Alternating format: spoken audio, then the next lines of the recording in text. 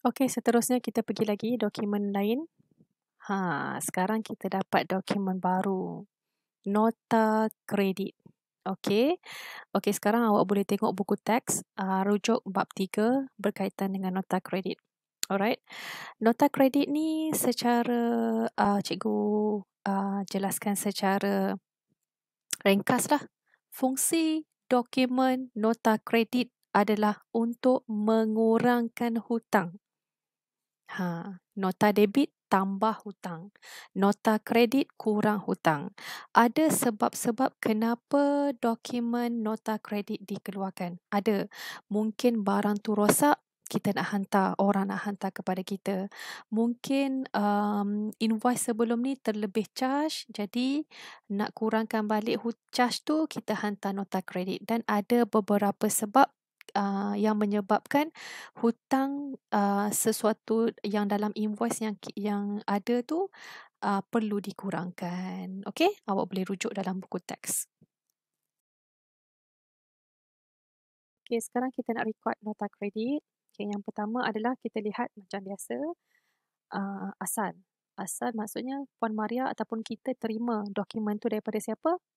Masih lagi pembekal glamour, main-main kita dengan pembekal glamour. Kejap tambah hutang, kejap kurang hutang.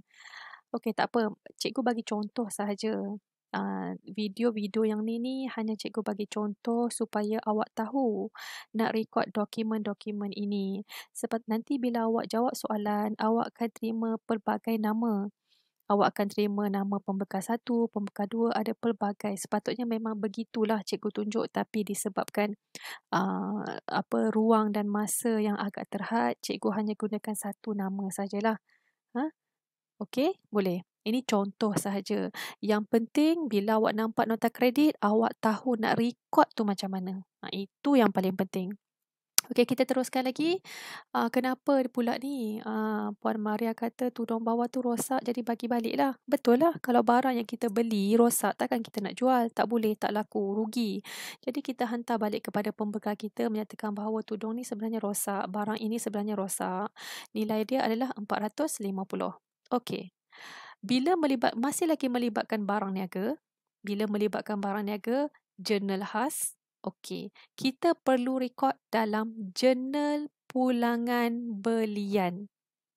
Sebab kita telah pulangkan barang, jadi kita gunakan nama jurnal pulangan. Kenapa belian? Sebab dokumen ini adalah asal, bermaksud kita sebelum ni kita telah membuat belian secara kredit, kemudian barang itu rosak, so kita kena guna pulangan belian. Okey? Sekarang kita nak rekod jurnal pulangan belian. Okey, format dia sama. Tarikh, butiran, folio, nombor dokumen, RM sama. Jurnal khas format dia sama. Jurnal belian, jurnal jualan, jurnal pulangan belian sekarang. Lepas ni kita akan tengok jurnal pulangan jualan. Sama. Okey? So, hafal sekarang. Rasanya awak tak payah hafal kot sebab awak tengok pun awak dah tahu. Bila kalau cikgu uji sekarang awak pun awak dah boleh jawab kan? Sebab apa? Sebab awak selalu tengok. Awak tak hafal tapi awak selalu tengok. Bila selalu tengok ni, dia automatik dia menghafal tau. Secara tidak sengaja. Okey, tak apa. Sekarang kita nak rekod bagaimana nak rekod jurnal pulangan belian. Sama je konsep. Nak rekod jurnal khas ni semua konsep yang sama. Tarikh, butiran, invoice tu dari siapa? Siapa yang bagi invoice?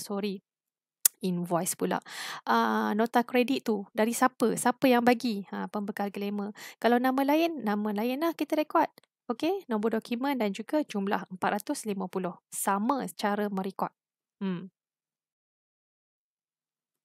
Okey, sekarang kita nak post ke ledger pulangan belian. Okey, cikgu buka balik dua cara tu, dua langkah.